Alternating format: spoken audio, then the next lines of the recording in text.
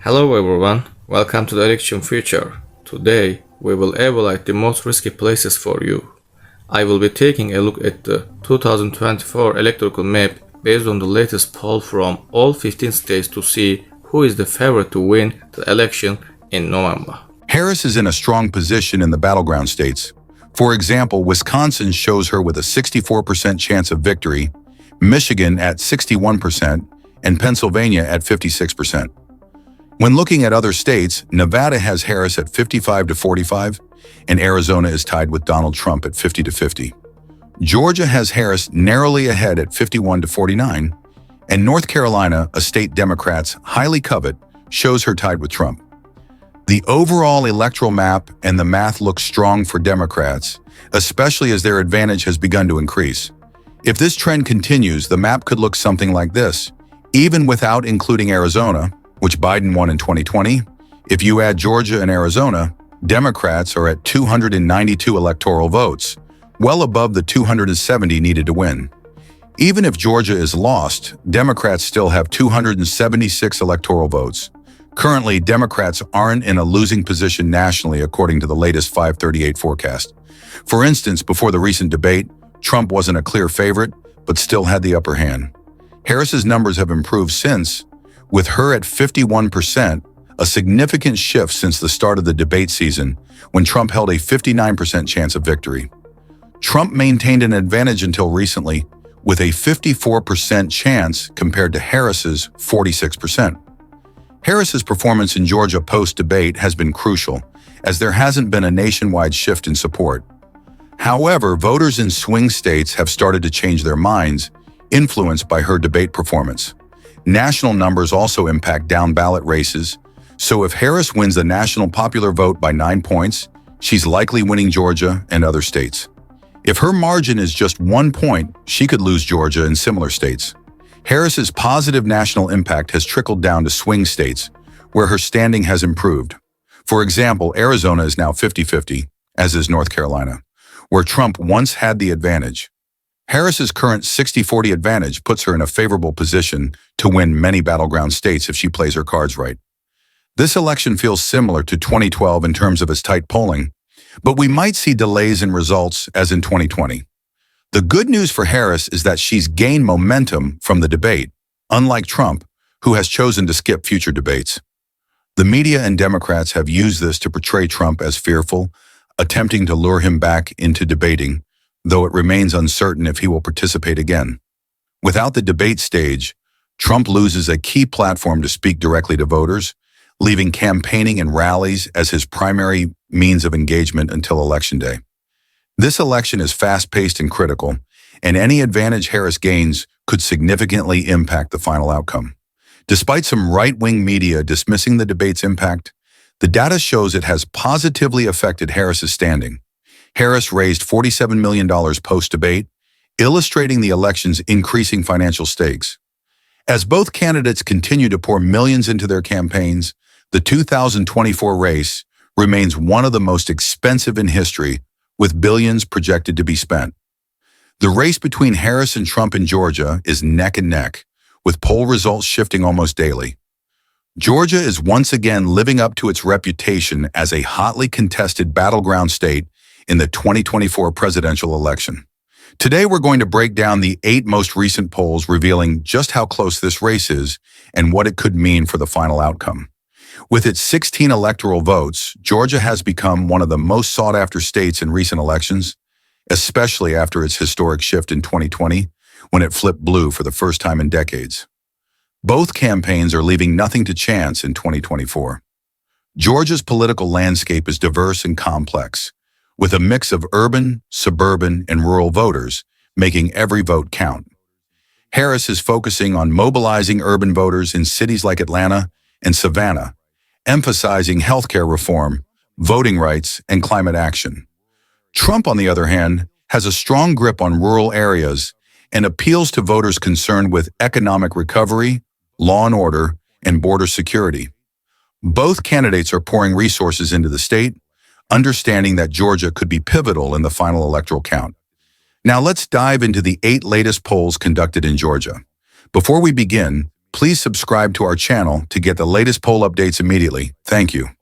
Starting with the 8th poll conducted by Patriot Polling from September 1st to 3rd, with 814 registered voters, Harris received 48% of the vote, while Trump received 49%. Trump narrowly won this poll by 1 point. Moving forward to the 7th poll conducted by the Florida Atlantic University PCOM Lab and Main Street Research from September 5th to 6th with 647 registered voters, Harris received 44% of the vote, while Trump received 47%. Trump beat Harris in this poll by 3 points. Next up in the 6th poll, also conducted by Florida Atlantic University PCOM Lab and Main Street Research on the same dates with a different sample of 567 likely voters, Harris received 45% of the vote, while Trump received 47%, resulting in a 2-point loss for Harris.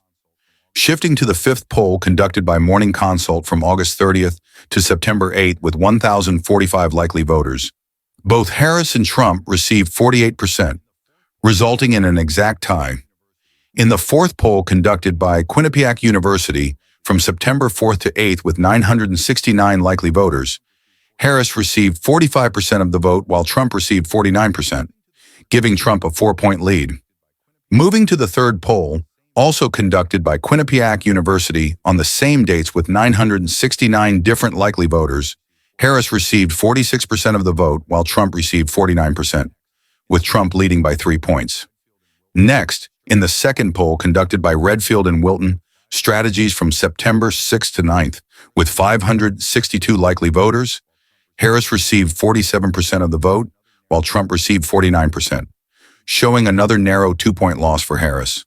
In today's final poll conducted by Active Vote from August 8th to September 10th, with 400 likely voters, both candidates received 50%, resulting in another tie. These poll results show that Georgia remains highly competitive, with Trump leading in 6 of the 8 polls. Though often by just a few points, Harris has managed to tie in 2 polls, indicating she is still a formidable contender, especially in urban areas like Atlanta and its suburbs. Despite Trump's slight edge in most polls, the margins are so narrow that any significant shifts in turnout or voter sentiment could easily tip the scale in either direction. Comparing these results with last month's polls from Georgia, we see that the race has remained extremely competitive, with slight shifts between Harris and Trump. In August, Harris led in most polls, consistently maintaining a small edge over Trump, usually by 1 to 3 percentage points. For instance, in one of the 4 Morning Consult polls, Harris led by 3 points, while Trump narrowly led in the Redfield and Wilton Strategies poll from August 25th to 28th by 2 points. Fast forward to the latest September polls, and Trump seems to have gained ground, now leading in 6 out of 8 polls, with margins as high as 4 points in the Quinnipiac University poll. Despite these gains, Harris has managed to hold her own, tying in 2 polls and keeping the race incredibly tight. These fluctuations suggest that while Trump is making inroads in certain areas, Harris's support remains strong, particularly in Georgia's urban centers. Georgia's growing suburban population, especially around Atlanta, will likely play a decisive role. Both candidates are working hard to sway these critical voters, who in recent years have shown a tendency to lean more Democratic. While Trump is leading in most of the recent polls, the race remains too close to call. Georgia is known for its razor-thin margins, and voter turnout will be crucial in determining the final outcome. Both campaigns will need to focus heavily on grassroots efforts and voter mobilization to secure victory in this key battleground state. On the agenda are the results of the latest poll between Donald Trump and Kamala Harris in Texas. Why Texas? Because Texas is one of the key states that could decide the fate of the presidential election. After California, this giant state has the most electoral votes, holding 40 electoral votes. You will recall that in 2016, Donald Trump won Texas by 8.99%. In the 2020 election, he had similar success, winning all the electoral votes again, although his margin was reduced to 5.58%. What about 2024? Are you ready to find out where these 2 strong candidates stand in Texas? The poll results could be surprising. Before diving into the polls, make sure to subscribe to our channel for free to get the latest poll results immediately. Thank you for subscribing. Now let's continue. In a poll of 2,940 likely voters conducted by Morning Consult between August 30th and September 8th, Kamala Harris received 43% of the vote, while Donald Trump received 52%. Trump finished 9 points ahead of Harris in this poll. Donald Trump once again managed to secure more votes than the Democrats, as he did in past presidential elections. If Trump continues his success in polls conducted in Texas, he will be one step closer to the presidency. The political battleground in Wisconsin is fierce. Kamala Harris and Donald Trump are in the spotlight for the 2024 USA presidential election. Today, I will share the result of the last 8 polls conducted between two in Wisconsin. So, how we are going in this critical stage? As you may recall, in the 2016 USA presidential election, Donald Trump won in Wisconsin by just 0.77 in the 2020 election. However, the balance shifted with Democratic candidate Joe Biden taking lead in Wisconsin by 0.63 more votes than Trump. This state has been a battleground between Republicans and Democrats for years. Let's look how this rivalry is reflected in the latest poll. What are the latest polling numbers between Trump and Harris? Let's take a look at these exciting results. In the first poll of 722 registered voters conducted by Margaret University Law School between August 28 and September 5, Kamala Harris received percent of 52 of vote, while Donald Trump received 48. Harris finished 4 points ahead of Trump in this poll. In the second poll of 788 likely voters conducted by Margaret University Law School between August 28 and September 5, Kamala Harris received percent of 52 of the vote, while Trump received 48. Harris finished 4 points ahead of Trump in this poll. In the 18th and final poll of 626 likely voters conducted by Redfield and Wilson strategies between September 6 and 9, Kamala Harris received percent of 49 of the vote, while Donald Trump received 46. Harris finished 3 points ahead of Trump in this poll.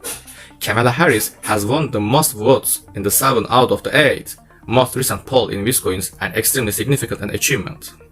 Wisconsin is a hotly contested state where the winner is often decided by a margin of less than percent of 1. If Harris can maintain this polling success, she could win every electoral vote in Wisconsin in the November 5th presidential election. Who do you think will win the election? Please comment and tell us what do you think. Thank you for watching this video. Please give it a thumbs up and subscribe to Election Future. See you in next time. Thank you.